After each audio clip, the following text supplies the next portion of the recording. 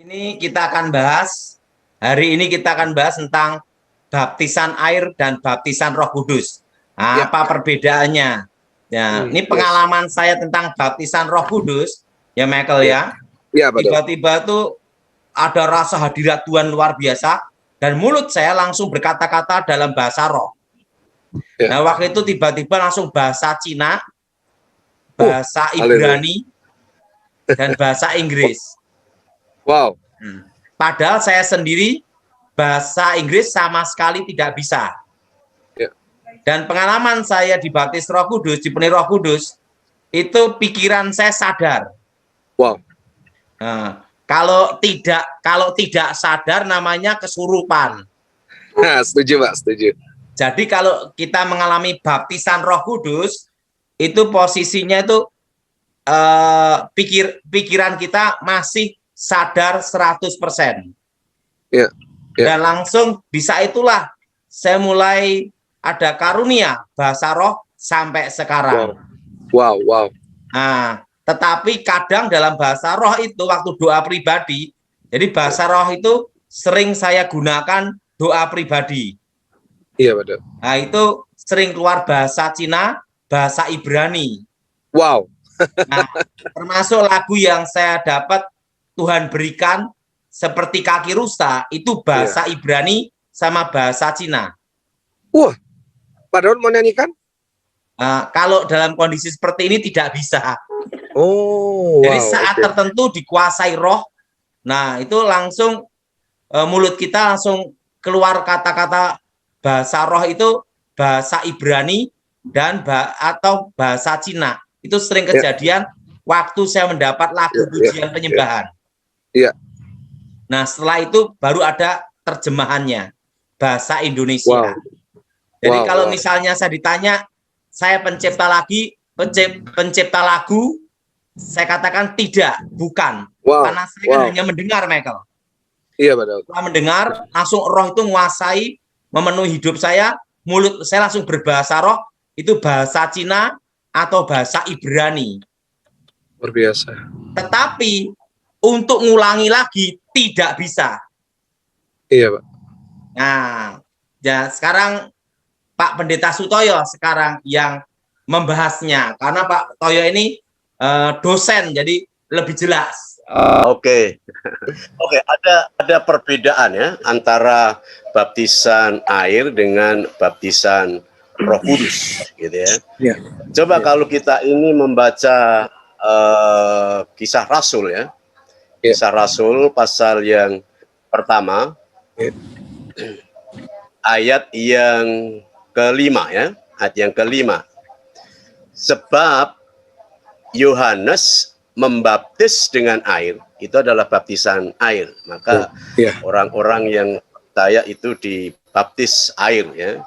Tetapi tidak lama lagi kamu akan dibaptis dengan Roh Kudus. Gitu.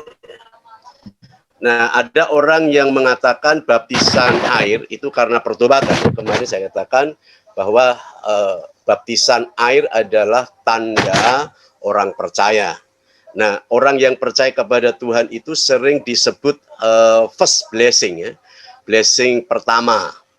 Nah, kemudian ada second blessing, yaitu berkat yang kedua, yaitu baptisan roh. Jadi baptisan roh adalah berkat yang kedua. Nah, di dalam Alkitab, baptisan air itu dilakukan oleh orang, ya, oleh Yohanes, oleh para murid, gitu ya. Yesus dibaptis oleh Yohanes. Tetapi baptisan roh itu dilakukan oleh Yesus Kristus. Jadi yang dapat membaptis roh itu hanya Yesus Kristus. Ya, mungkin melalui sarana penumpangan tangan pemimpin atau mungkin melalui kerinduan orang Kristen untuk dipenuhi dengan Roh Kudus. Dan tentang baptisan Roh Kudus ini setiap gereja atau tokoh Kristen ini memiliki pandangan, memiliki konsep dan memiliki ajaran yang berbeda-beda.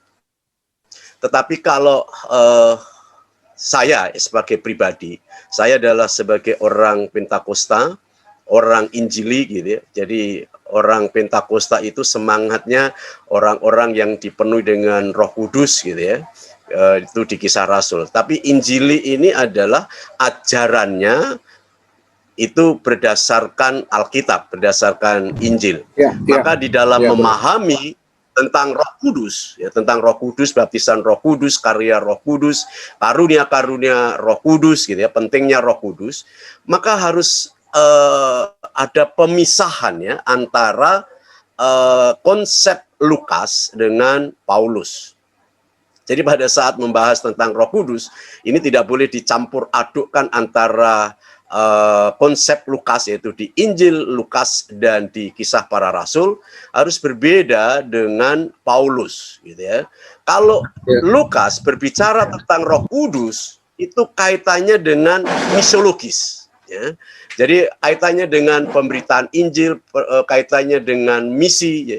Bahasa roh tadi yang dikatakan oleh Pak Daud tadi, itu fungsinya adalah untuk misi.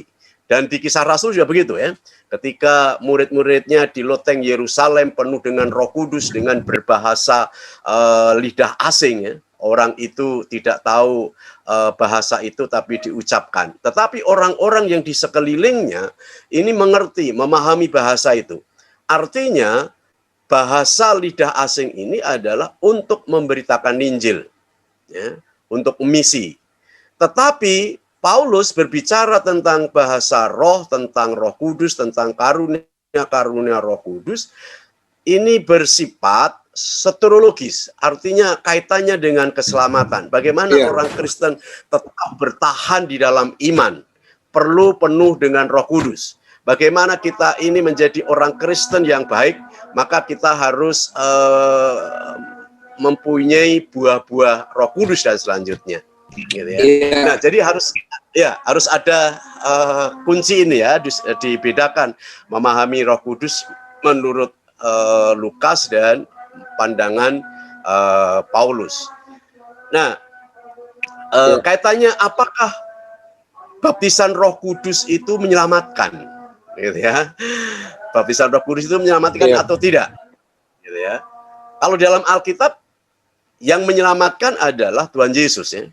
Percaya kepada Tuhan Yesus. Itu adalah first blessing. Berkat yang pertama. Itu keselamatan. Nah, kemudian baptisan Roh Kudus itu adalah untuk memberi motivasi, memberi semangat orang Kristen, memberi semangat orang Kristen untuk melayani, untuk bermisi gitu ya. Maka perlu kuasa Roh Kudus. Ya. Maka kuasa Roh Kudus itu di dalam Alkitab dari bahasa dinamis, dinamos gitu ya, dinamis. Maka di dalam bahasa Indonesia ada istilah dinamit gitu ya, yaitu bom itu pasti ada dinamit. Untuk menghancurkan gunung itu biasanya menggunakan dinamit. Jadi kuasa, kekuatan ya, kuasa yang punya kekuatan untuk menghancurkan, kekuatan untuk memberi semangat, gitu ya. Kemudian juga ada kata dinamo, ya. Dinamo itu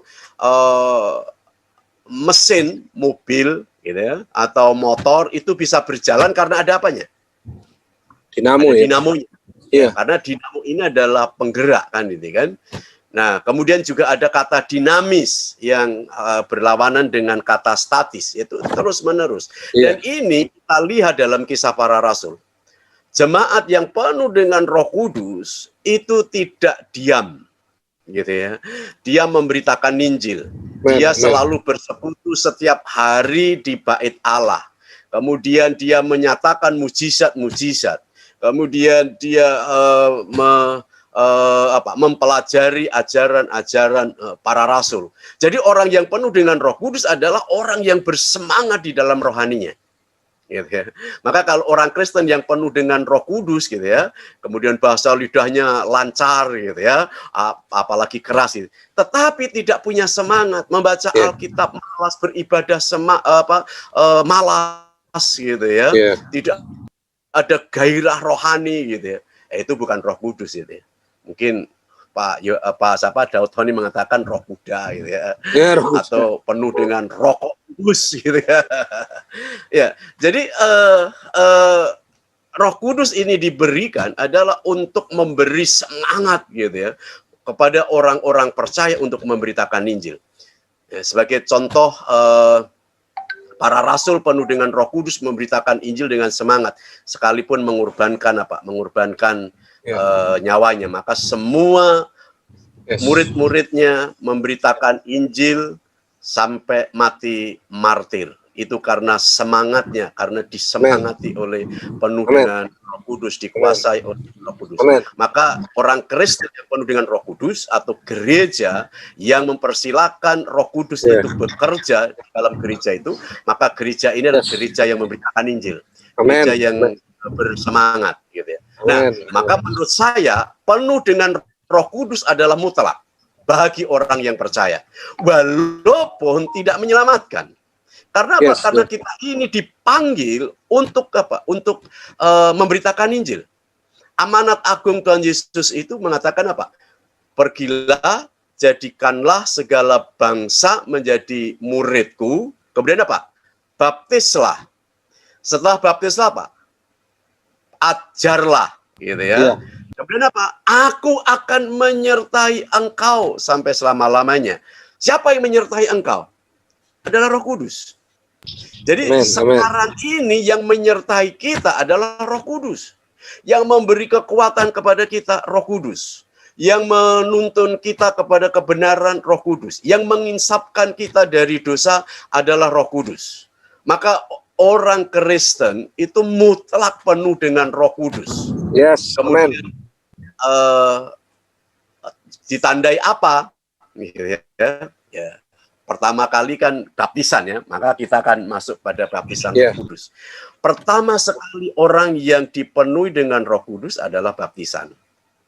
Baptisan Roh Kudus itu sekali, gitu ya, sama dengan baptisan air. Baptisan air itu setiap hari atau sekali? Sekali. Maka tadi kesaksian Pak Tony pada saat dibaptis Roh Kudus itu hatinya merasa damai dan sejahtera gitu ya.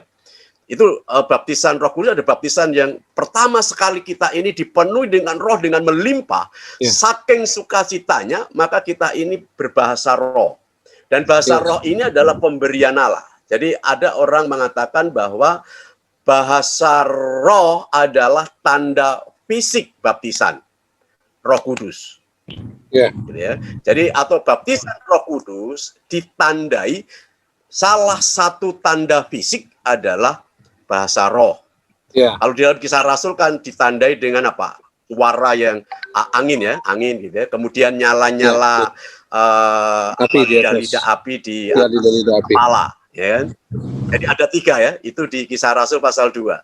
Nah, kemudian 4 kali selanjutnya itu orang yang penuh dengan Roh Kudus ini ditandai dengan bahasa lidah asing. Nah, bahasa lidah asing sebagai tanda baptisan Roh Kudus harus dibedakan dengan bahasa roh sebagai karunia. Itu nanti bicara tentang Roh Kudus menurut konsep Paulus ya. Bahasa roh sebagai tanda baptisan tidak perlu diterjemahkan dan tidak boleh diterjemahkan, gitu ya. Tetapi kalau bahasa roh sebagai karunia harus diterjemahkan. Kalau tidak ada yang menerjemahkan, lebih baik diam, gitu ya. Nah ini perbedaan bahasa roh sebagai tanda baptisan dan sebagai karunia, maka harus dibedakan. Nah, kembali kepada baptisan roh. Baptisan roh itu sekali. Sama dengan baptisan air juga sekali. Betul ya? Tidak ada orang Kristen setiap hari dibaptis air gitu ya. Maka sama dengan baptisan roh. Pertama sekali kita menerima Roh Kudus, kemudian Roh Kudus itu melimpah dalam hidup kita adalah baptisan Roh Kudus. Selanjutnya disebut apa? Penuh dengan Roh Kudus. Maka Paulus mengatakan, hendaklah engkau penuh dengan Roh Kudus. Maka hidup kita setelah dibaptis dibaptis dengan Roh Kudus, gitu ya. Amin. Kita harus menjaga supaya kita ini hidup selalu penuh dengan Roh Kudus. Karena Yes. Roh Kudus itu adalah roh yang Yes. mendampingi kita. Dalam Yes. Yohanes, Roh Kudus itu kan parakletos ya. Ya, Parakletos. Parakletos itu dari kata para dan kalein. Ya. Para itu samping, kalein itu dipanggil. Jadi Roh Kudus itu dipanggil untuk mendampingi kita. Maka pada saat kita susah, yang mendampingi ini akan memberikan penghiburan. Yes. Pada saat kita ini mengalami kesulitan, maka yang mendampingi ini akan menolong kita untuk membuka jalan. Pada saat kita ini sakit, maka Roh Kudus sebagai penolong, sebagai penghibur, sebagai pendamping parakletos itu yang akan menyembuhkan. Maka menurut saya secara pribadi, Roh Kudus itu mutlak. Ya. Ya. Kita ini hidup dipenuhi Roh Kudus, Ya. dibaptis Roh Kudus, Yes. dipenuhi Roh Yes. Yes. Yes. Yes. dan Roh Kudus nanti akan bertindak menguasai kita, gitu ya. Kemudian Roh Kudus akan menolong kita mengeluarkan buah-buah roh. Ya, buah-buah roh adalah kasih, kemudian damai, sejahtera dan seterusnya. Itu orang yang penuh dengan Roh Kudus. Maka Amen. orang yang penuh dengan Roh Kudus ini adalah orang yang rohani ya menurut Alkitab ya. Karena di dalam Alkitab ada 3 macam orang. Yes. Ya, pertama adalah orang yang biasa, itu yang sering disebut psikukos dalam bahasa Yunani.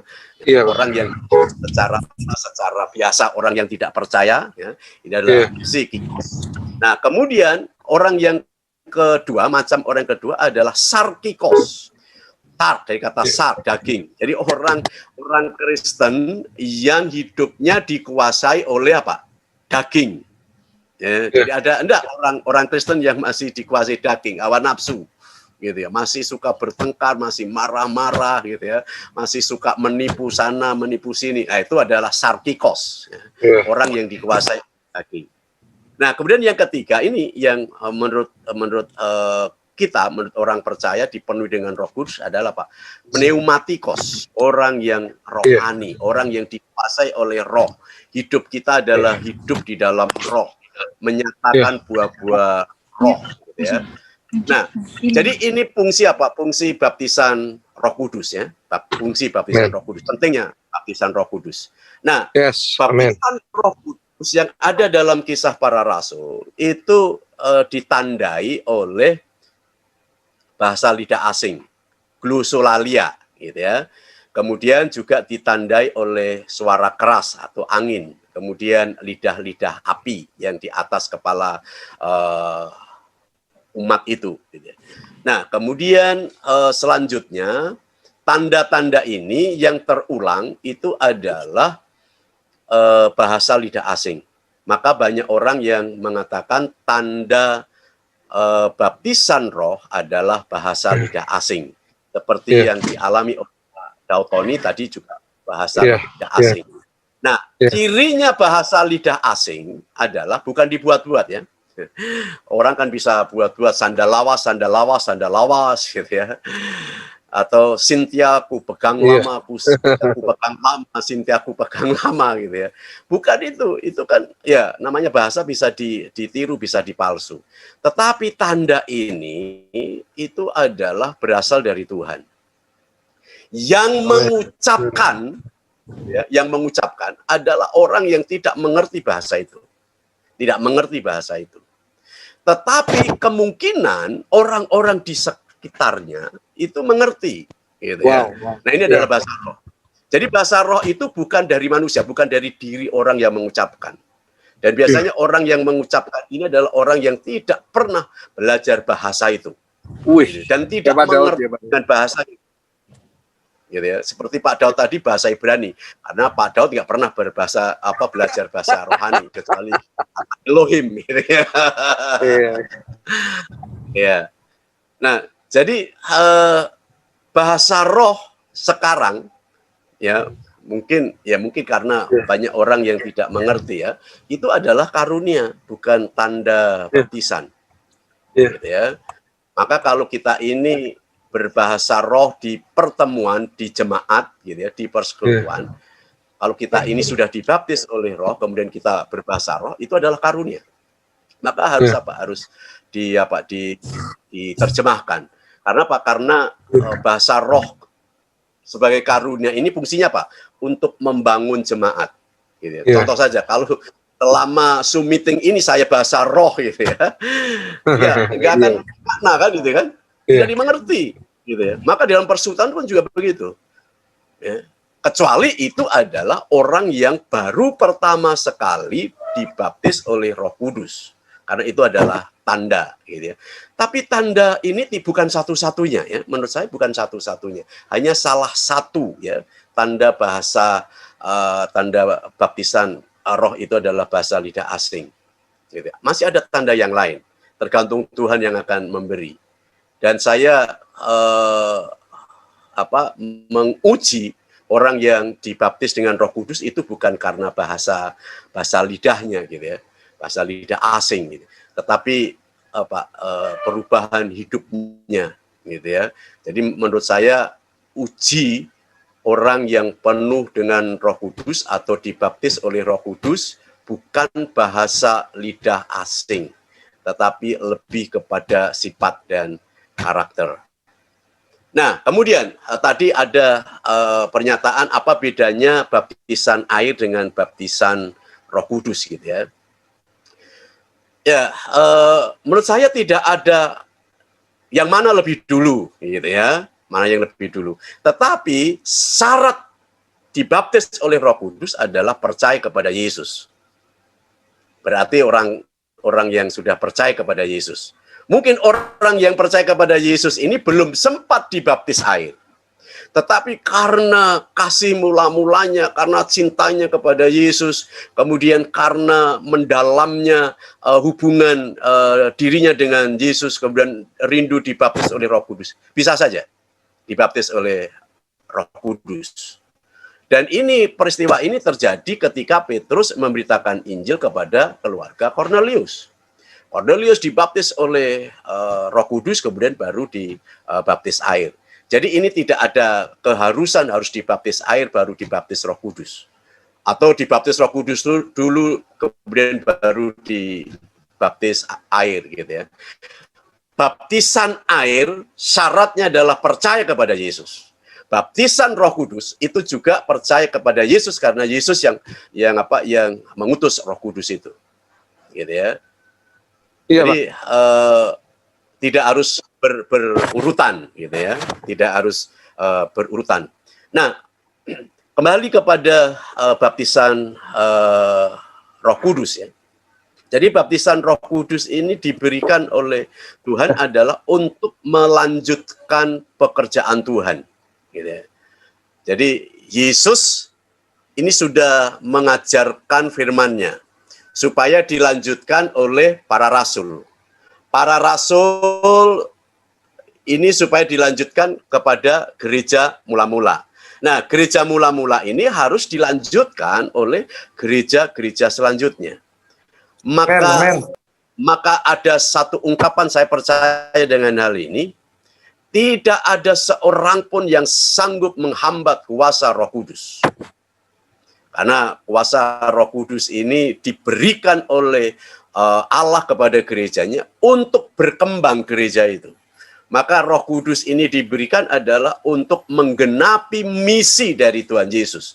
Supaya banyak orang menjadi percaya kepada Yesus. Dan kalau gereja mau mengalami pertumbuhan gereja yang signifikan, ya memang harus umat Tuhan itu penuh dengan Roh Kudus. Dan tentunya harus memberitakan Injil. Nah, ini adalah pentingnya Roh Kudus dicurahkan kepada gerejanya. Nah,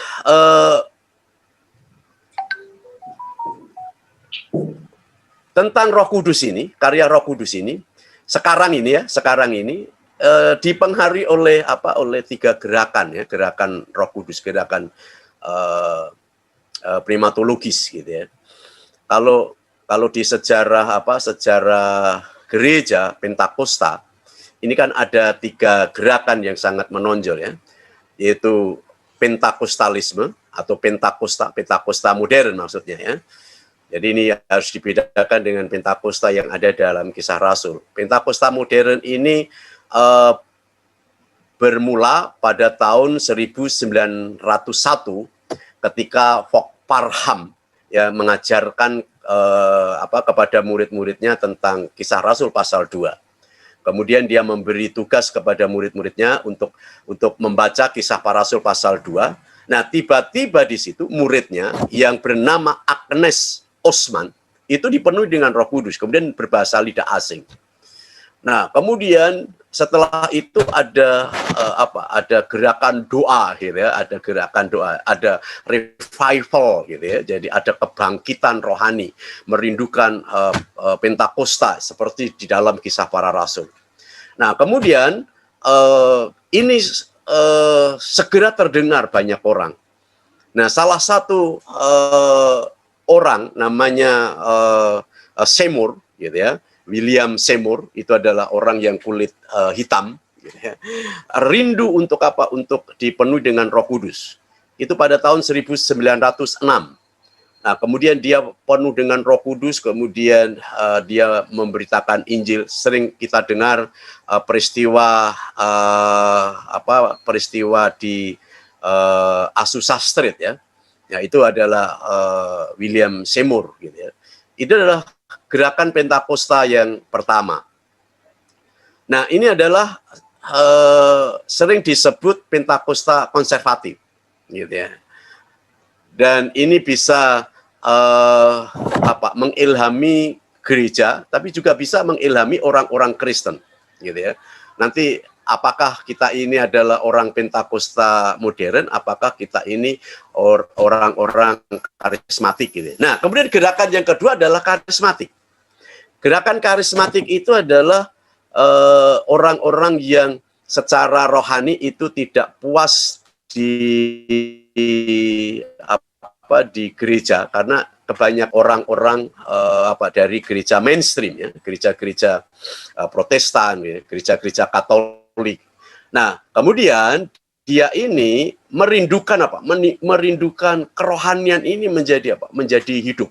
Maka dia mendirikan persekutuan-persekutuan kecil, kemudian mengadakan ibadah-ibadah seperti orang Pentakosta. Tetapi orang-orang ini tidak mau keluar dari organisasinya. Maka orang-orang ini disebut orang-orang karismatik. Nah, ini dipelopori oleh Demos Sakarian kalau kita pernah mendengar ya. Dan ini adalah orang yang mendirikan FGBMFI ya. Kita pernah mendengar itu ya. Full Gospel Businessmen Fellowship International ya, yang mengajarkan full gospel, mengajarkan Injil yang penuh, Injil sepenuh gitu ya. Nah, itu adalah karismatik gitu ya.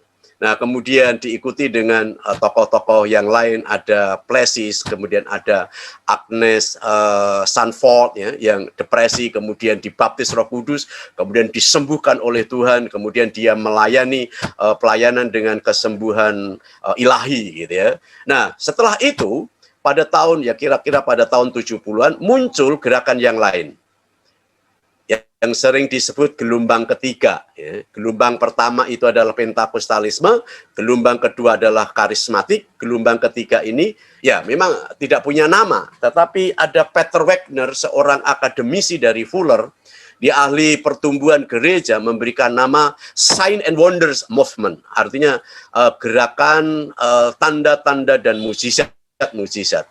Nah, gerakan ini ditokohi oleh John Wimber. Ya. John Wimber itu adalah seorang seniman gitu ya. Kemudian dia mendirikan gereja gereja vineyard gitu ya, gereja kebun anggur. Nah, tokoh-tokoh ini adalah tokoh-tokoh akademis. Apalagi mereka adalah sebagai profesor pertumbuhan gereja ya, Peter Wagner gitu ya. Itu adalah orang-orang akademis, orang-orang pinter gitu ya, yang pada mulanya dia tidak percaya akan Roh Kudus. Kemudian suatu waktu dia mengadakan penelitian kepada gereja-gereja besar seluruh dunia. Nah, kemudian gereja-gereja yang besar di dunia itu ketika wawancara atau mengadakan penelitian, kenapa ya gereja-gereja besar ini beraliran Pentakosta atau karismatik gitu ya. Nah, dari situ dia berpikir gitu ya, apakah Roh Kudus ini masih bekerja? Karena konsep mereka dulu kan Roh Kudus itu bekerja pada zamannya Kisah Para Rasul, sekarang nggak bekerja. Kalau terjadi mujizat, kesembuhan itu adalah kebetulan kan begitu ya. Nah, kemudian pengalaman Peter Wagner dengan penelitian itu, dia mengambil kesimpulan bahwa gereja bertumbuh tidak dapat dilepaskan dengan karya Roh Kudus. Maka sekarang buku-bukunya tentang Roh Kudus luar biasa, gitu ya. Nah, setelah dia ini mengalami penyakit, kemudian temannya John Wimber ini berdoa, kemudian Tuhan menyatakan mujizatnya, dan baru dari situ Peter Wagner ini percaya akan karunia-karunia Roh Kudus. Nah, inilah muncul doktrin gelombang ketiga, bahwa tanda-tanda dan mujizat, karunia-karunia roh sekarang ini masih berlangsung, masih berkarya. Gitu ya. Karena ada orang mengatakan mujizat sudah selesai, Roh Kudus tidak bekerja, gitu ya. Tetapi melalui tokoh-tokoh ini bukan tokoh sembarangan, bukan sarjana teologi yang ecek-ecek, gitu ya. Tapi benar-benar mereka ini adalah tokoh-tokoh yang disegani oleh kekristenan dunia ini ya. Apalagi mereka ini adalah profesor di Fuller, ya. Di seminari Fuller, itu adalah sekolah Alkitab yang terkenal di seluruh dunia, itu adalah Fuller. Ya, dia ini merasakan bagaimana jamahan Roh Kudus. Maka karunia-karunia Roh Kudus sampai sekarang ini masih bekerja. Maka gereja tidak boleh kehilangan kesempatan, atau orang Kristen tidak boleh kehilangan kesempatan untuk penuh dengan Roh Kudus, dipimpin oleh Roh Kudus. Maka kita sebagai orang-orang Pentakosta karismatik, ya, kita harus mengalami secara pribadi. Maka ada istilah power encounter, ya.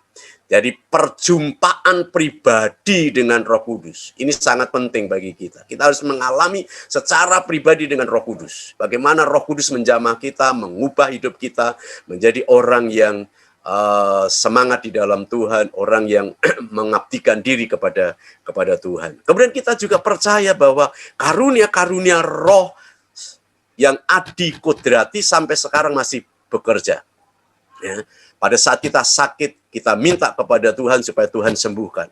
Karena dia adalah Jehovah Rafa, Allah yang menyembuhkan. Gitu ya. Dan tanda-tanda mujizat itu masih menyertai para rasul atau hamba-hamba Tuhan sekarang ini. Banyak orang yang dipakai oleh Tuhan. Saya dengar di Nigeria, di negara-negara lain ada hamba-hamba Tuhan yang dipakai oleh Tuhan untuk menyatakan mujizat. Bahkan ada orang mati dibangkitkan, gitu ya. Nah, kemudian ada nubuat, ya. Jadi pada saat persekutuan ada nubuat, gitu ya. Kemudian ada penumpangan tangan. Ya, kemudian ada doa syafaat, ya, yang sekarang dilakukan oleh MDK ya, Menara Doa Kota, gitu ya. Itu sebenarnya adalah orang-orang yang meyakini bahwa sekarang ini masih terjadi mujizat. Nah, kemudian sikap kita terbuka ya dengan ide-ide yang lain, ya, dengan prinsip-prinsip Kristen yang sekarang ini, walaupun kita ini tidak mengimaninya, tidak menerimanya, tapi kita terbuka, ya. Nah kemudian kesimpulan saya, baptisan Roh Kudus itu adalah kelengkapan, ya. Maka kelengkapan yang diberikan Tuhan untuk membangun gerejanya. Maka saya boleh mengutip pendapatnya Paulus, bahwa Paulus mengatakan Roh Kudus itu diberikan untuk membangun jemaatnya, gitu ya, membangun tubuhnya, yaitu tubuh Kristus, yaitu gerejanya.